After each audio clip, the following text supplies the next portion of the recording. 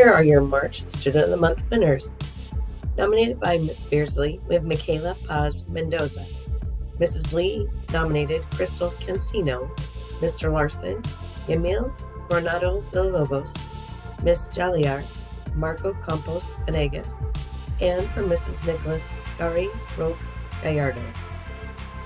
Alex Davis was nominated by Mrs. Clayton. David Mamotok by Mr. Dudley. Genevieve Salcedo by Mrs. Harper. And Michaela Dean by Mr. Winsbean. Giovanni Pimentel Rodriguez was nominated by Mrs. Stadelman, Loretta Freider by Miss Escamilla, and Wyatt Leishman by Mrs. Stahl. Great job, everyone.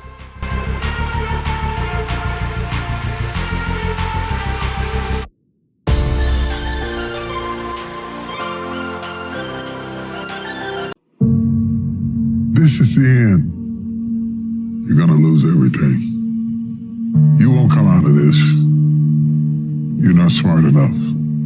You're not bright enough. Those are the kind of voices that we all live with. Because of our mental conditioning, we unconsciously build a case on why we can't do something. You can't do that. You don't have any college training. You can't do that. You don't have the money. You don't have the contacts. It's a natural inclination for us to put ourselves down. See, we are born negative, I think, in a negative consciousness because we live in a negative world.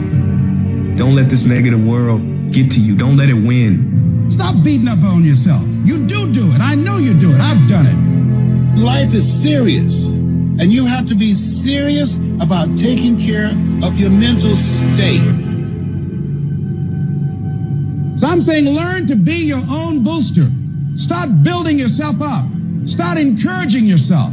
If you don't program your mind will be programmed because human beings are goal-oriented. Turn a deaf ear to people that all they can do is talk about how negative things are because they have bought into the consciousness of the world. Start listening to tapes on a daily basis to begin to recondition your mind, to retrain your thinking. Listen to things that can empower you, that can enable you to create a new reality for yourself, and a new life for yourself. You might appear to be strange around most people, but you've got to learn how to tune out the critics outside and the critic inside.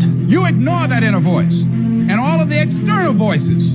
Don't judge the possibilities for what you can do based upon the circumstances, because the circumstances won't determine who you are. Start saying, I can do this. I can make this happen. Come on, man, get yourself together.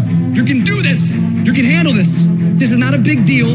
You're amazing. This too shall pass. You can handle this. You just haven't figured it out yet. You can do this. Other people have done it. Doesn't take an Einstein. Take some seminars, workshop, read some books on how to manage a business. You've got your gifts. You've got your talents. Stay focused on what you're doing. Focus your energy. That kind of talk, saying that to yourself, drives back the other voices of negativity that we all have. You've got to be willing to prepare yourself and do the best you can. Take your best shot.